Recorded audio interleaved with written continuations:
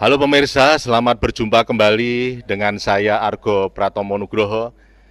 Kali ini pemirsa RBTV, saya berada di wilayah Niti Prayan, Yogyakarta, dan saya ada di Sangkring Art Space. Di sini saya menemui dengan seorang pematung handal yang sudah cukup punya nama, yaitu Bapak Basrizal Albara. Beliau ini asli Padang tapi sudah lama di Jogja dan bahkan punya istri pun di Jogja. Pemirsa, langsung saja saya bertemu dengan Bapak Basrizal Albara. Selamat berjumpa Pak Ya, Albara. selamat pagi Pak. Pak Basrizal atau Pak Albara ya biasa dipanggil ya. Pak Albara. Pak Albara. Pak Albara. Oke, Pak Albara. Saya sangat terkesan ini dengan patung Anda yang ada di depan Sangkring Art Space ini. Ini sebetulnya apa ini? Dalam rangka apa ini, Pak? Ini dalam rangka pameran tunggal saya yang temanya setunggal dan pasrah marang Gusti. Setunggal pasrah Malang Gusti ya. Oke, Ya, ya. jadi ini orang Jawa, orang Padang ke Jawa-Jawaan. Padang Jawa gitu. Iya, orang Jawa.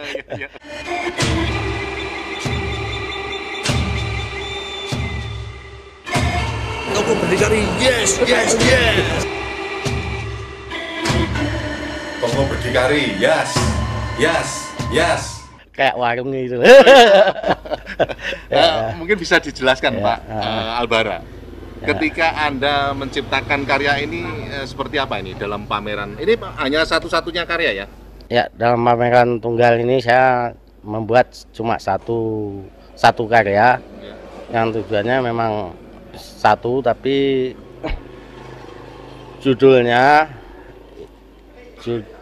karya ini Sepasang Kekasih. Sepasang kekasih. Ya.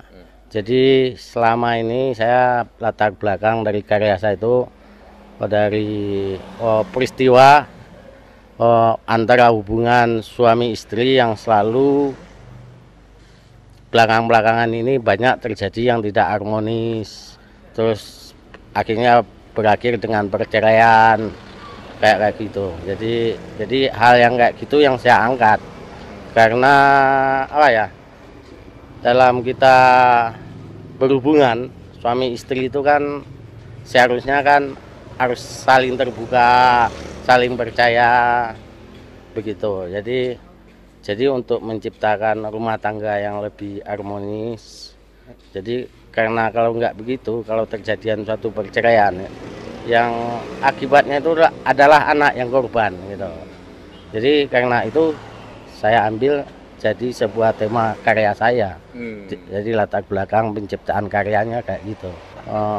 Banyak toh siaran berita yang memberitakan tentang perceraian rumah tangga atau perkawinan yang tidak benar. Tapi di sini saya mencoba mengambil sisi perkawinan itu yang menurut hukum-hukum yang telah ada gitu, kayak gitu. Wah, ini nampaknya Anda cukup istilahnya menggarisbawahi tentang kesetiaan ini. Kayaknya mungkin ada simbol-simbol tertentu. Saya dengar batu itu juga punya lambang juga, Pak. Oh ya, karena batu itu biasanya dilambangkan dengan keabadian. Jadi dalam dalam batu adalah lambang keabadian. Di sini di patung ini juga saya memberi ornamen-ornamen yang ornamentik batik yang yaitu motif kawung. Motif kawung itu adalah motif yang dipakai dalam jari untuk menutup jenazah. Maksud saya tuh, jadi di patung ini saya buatkan motif-motif kawung, Ya. kawung kayak gini. Ini adalah melambangkan kesetiaannya. Jadi kalau terjadi itu perpisahan tuh yang mengakhiri kematian.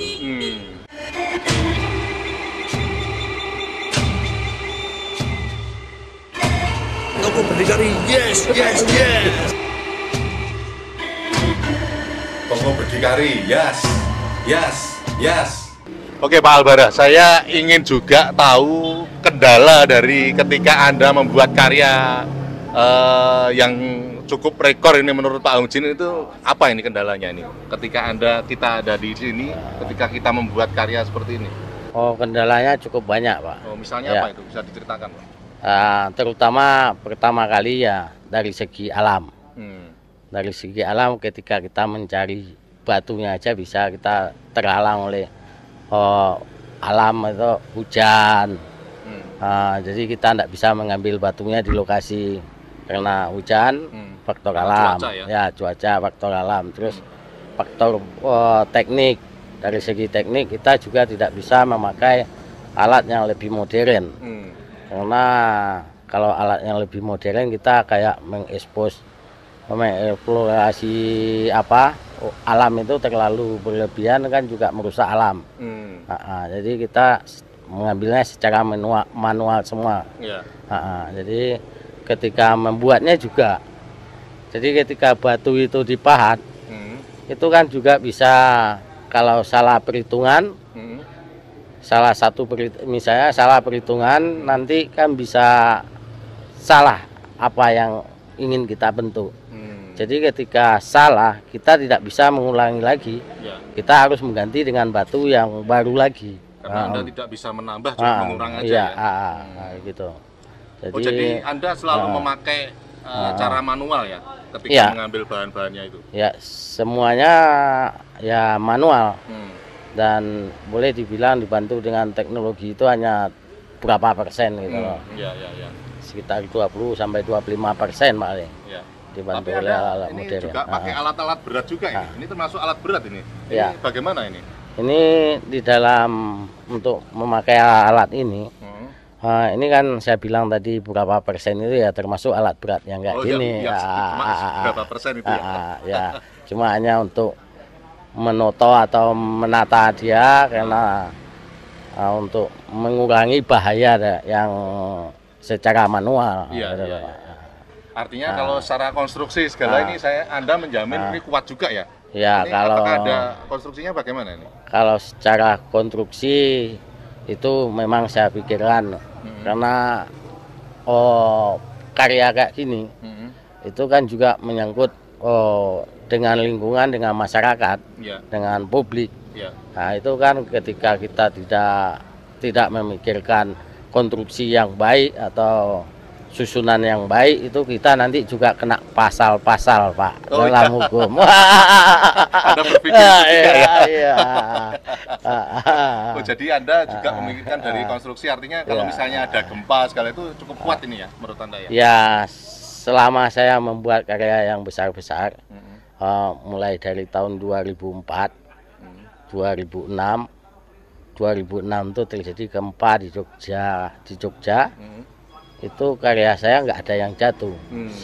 Di halaman rumah itu ada karya saya, ada sekitar 6 karya yang ukurannya 5 meter dengan teknik ditumpuk ini tidak jatuh. Dan gempa itu membawa berkah bagi saya, Pak. Gitu ya. Termasuk yang ada di Siang Galeri di Magelang ya? Iya, termasuk itu. Itu juga tingginya berapa yang di sana itu? Di Siang itu 6 meteran. 6 meter ya. Ya.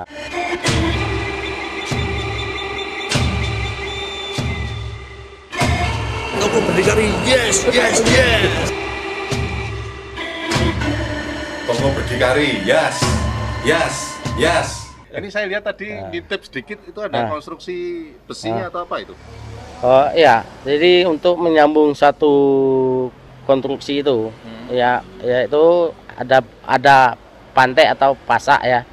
Itu hanya untuk supaya batu itu ketika terjadi guncangan dia tidak lari. Tapi kalau tidak pakai pantai atau pasak itu, sebenarnya dia ditoto sudah kokoh gitu loh. Jadi untuk mengatasi guncangan. Jadi ketika terjadi guncangan dia jatuh, saya sudah berusaha semaksimal mungkin sepengetahuan saya terjadi itu adalah kendak yang di luar pikiran saya gitu. Jadi saya juga sudah mencoba untuk berpikir sejauh itu. Jadi ketika hal-hal yang terjadi di luar kehendak kita tidak bisa nggak bisa menolak gitu loh Pak. Kita harus menerima dengan pasrah ya.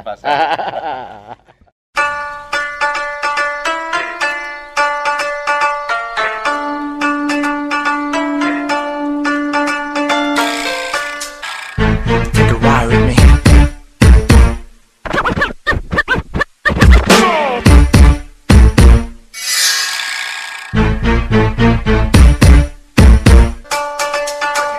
Pemirsa, ini saya juga bertemu dengan bos Sangkring Space, yaitu Mas Putu Sutawijaya, yang kali ini Mas Albara juga pameran di sini. Menurut Mas Putu, apa ini komentar Anda ketika Albara yang satu ini memamerkan karyanya di sini nih, Mas? Menurut saya kan ketika dia menunjukkan ada kekuatan gitu. Karena selama ini kan dunia kreativitas seperti sepi ya.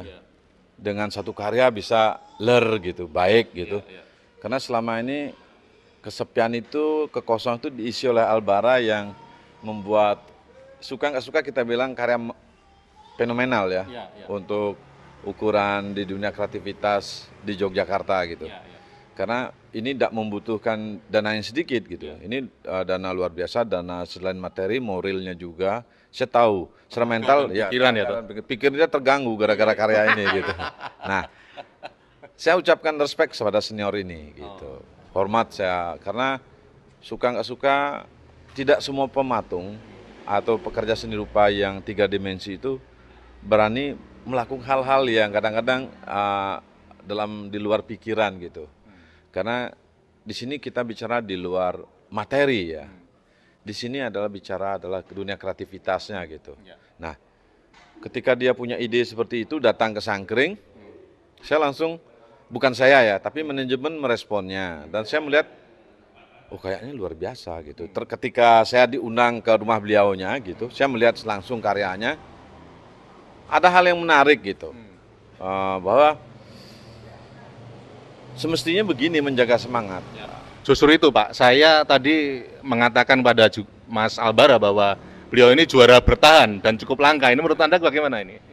Saya sepakat itu. Kalau dia tidak hanya dunia manajemen kreasinya yang luar biasa, tapi juga dunia manajemen bertahannya yang luar biasa. Gimana kita dengan teman-teman menggoda dia ketika kondisi dalam konteks yang sangat riskan gitu, tapi dia selalu bisa enjoy untuk menikmati bahwa ini akan bisa terjadi gitu. Nah, sisi optimis sebagai seorang yang luar biasa itu, ya kita juga harus mempelajari gitu. Artinya secara kreativitas kita seharusnya para pematung yang lain emosi melihat karya Albara ini ya. Emosi dalam arti kreativitas. Ya, saya pikir mungkin termasuk saya ya. Termasuk saya, mungkin dengan kreativitas yang lain kita akan bisa melakukan, kan tidak mudah membuat satu karya diingat orang gitu. Nah, ini kan bukan berarti Albara tidak melakukan karya yang sebelumnya, tapi proses itu yang berakumulasi menjadi nilai, menjadi sekarang seperti ini, nah itu salah satu pelajaran yang mesti dipelajari oleh orang-orang yang bergelut di dunia kreativitas ini gitu. Oke, terima kasih Pak Putu ya.